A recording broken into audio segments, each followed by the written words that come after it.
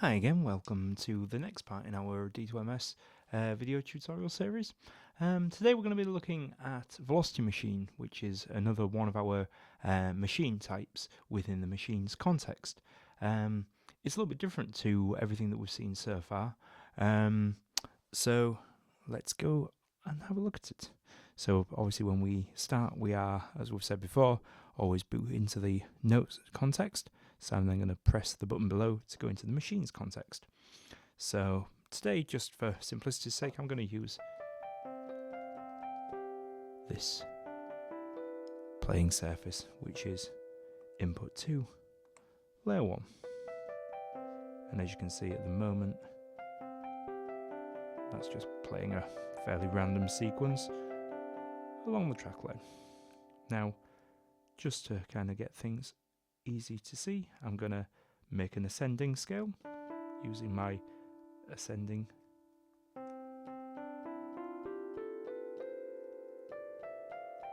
and so on. So I'm just going to capture the first 8 of them, so 1 octave. Right, so back to the machine's context. I'm going to use my machine toggles in this negative space here. I'm going to move through basic, riff, which we've already looked at, chord, which we've already looked at, fixed, which is our drum kind of rack setup. I'm going to miss drum out for now because that's quite complicated. And we're going to go to the next one, which is velocity. So what velocity machine's doing, which none of the other ones are doing, is basically using the incoming MIDI velocity rather than using that to sort of purely specify how loud the playback on the MIDI is. This one is actually using velocity to choose which step gets played. So the harder I play, the further to the right, and the softer I play, further to the left.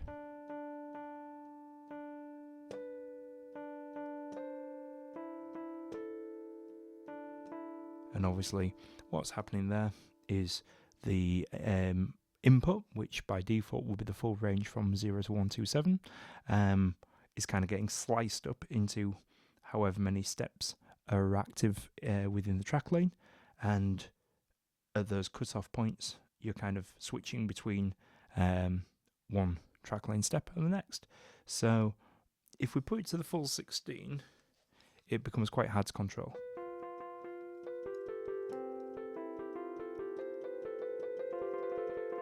Which can be fun, but I find for most people 16 is way too many steps to sort of accurately pick. Sometimes as little as sort of 3 or 5 can be useful. And if we just play in sort of an interesting, so I tend to like to have it so that I get higher notes as I play louder, but there's no need. You could go from high to low. Let's do an example of that. So let's make the softest note high as that.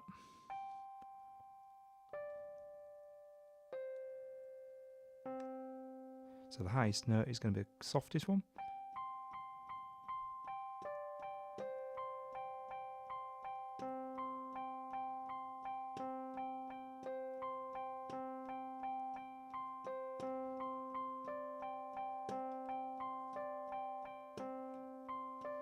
So that's something that I'm able to pick my note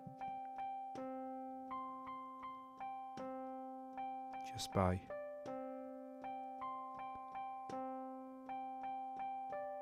playing at different strengths.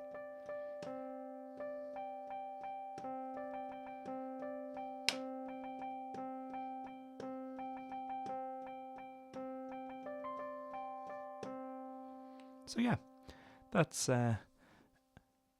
another way to bring notes into D2MS if you don't want to purely rely on a sequencer and you want to sort of do something a little bit more live. Yeah, as I say, I find that it works best over sort of smaller ranges, just because it gives you like more chance to tune into exactly the notes that you want. Yeah, it's a very useful feature. So I hope that's useful, and we'll see you in the next video. Thanks.